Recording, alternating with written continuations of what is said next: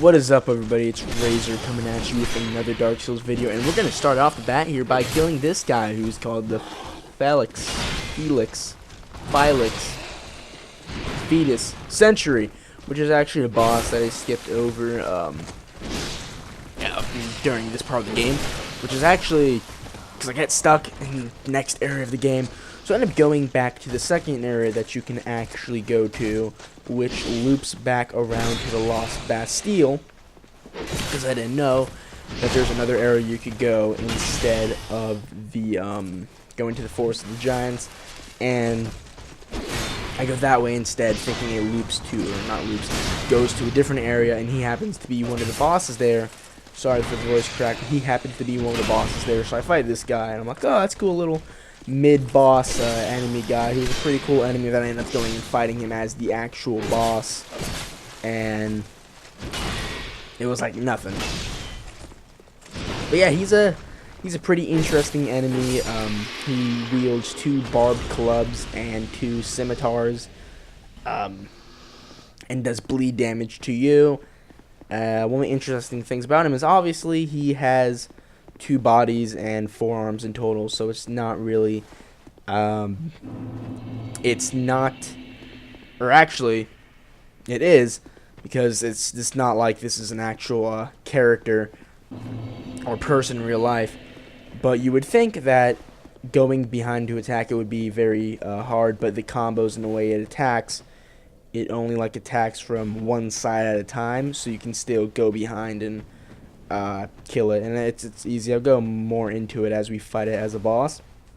Anyways, here you enter the shaded woods, and eventually as you walk around here, you kind of think that there's no enemies, but there are. The thing is that they wear the Aurorus armor, whatever it's called, and they are actually invisible if you like summon people into your game, because the armor is invisible to cowards, and I say that with quotation marks, and it basically means that if you summon people into the game, the game calls you a little bitch, basically.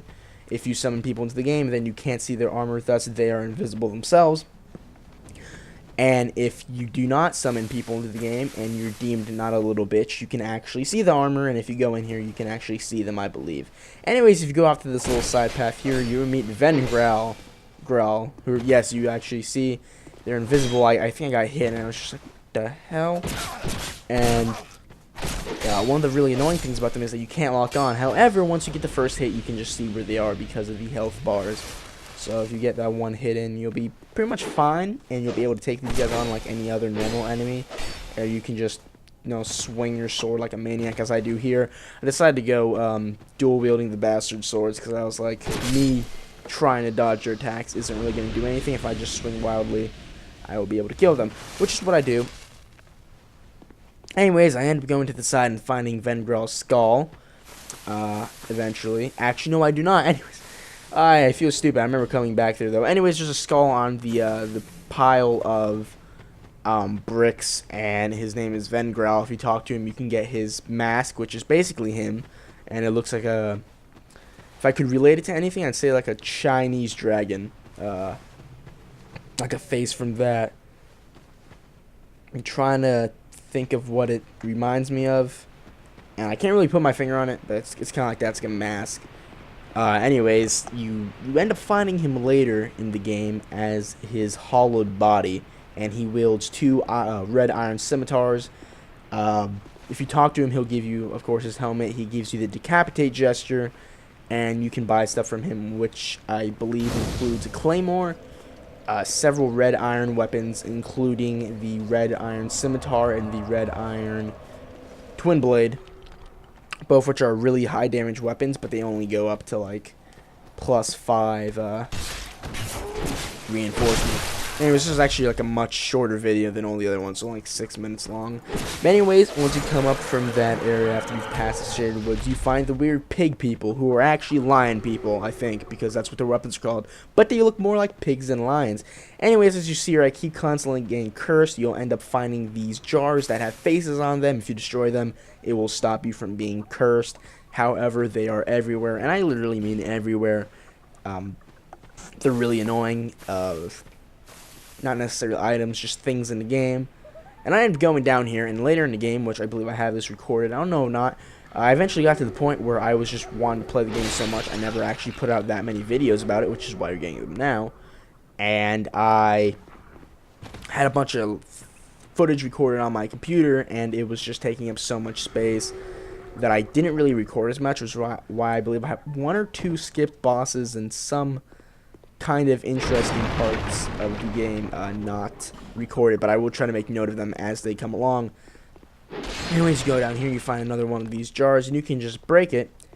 Anyways, as you go inside here, a very important thing is you will find, once we curve the camera over, actually, first of all, there's a titanite bug in here somewhere in this maze, as you can see right there. I probably end up missing it because I have the worst luck, because the bastard sword cannot swing down worth a shit. It does not have a good vertical slash, besides the heavy attack, and if you use it too rapidly, it will do a horizontal spin, which is a pretty decent attack, just not for killing the little bugs. Anyways, if you go down here and you look in the sand pit, you will end up finding a, what his actual official name is, the Man Scorpion Tank. And if you try to go up to him and talk to him, he doesn't do anything. He is also not hostile to you unless, like every other NPC in the Soul series, you attack them. If you kill him, he gives you the second dragon ring, which is a pretty good ring. But, which I made this mistake of killing him, because I hate the boss in this area. Not a fan, kind of because I was kind of doing it wrong. But anyways, if you get the Ring of Whispers from the weird cat lady in Majula, and you put it on, you'll be able to talk to him, and he'll be able to help you in the fight, because you end up finding out that the boss in this area, who is, a bit of spoilers, a giant scorpion witch, they're his wife, and she goes crazy, and he tries to kill her. Anyways, I try to talk to her, it doesn't work. I end up killing him later, and I go into this weird dark hallway, and I die. Not a very eventful episode. The next ones will be. But thanks for watching, guys. Please like, comment, subscribe, and I will see you guys later.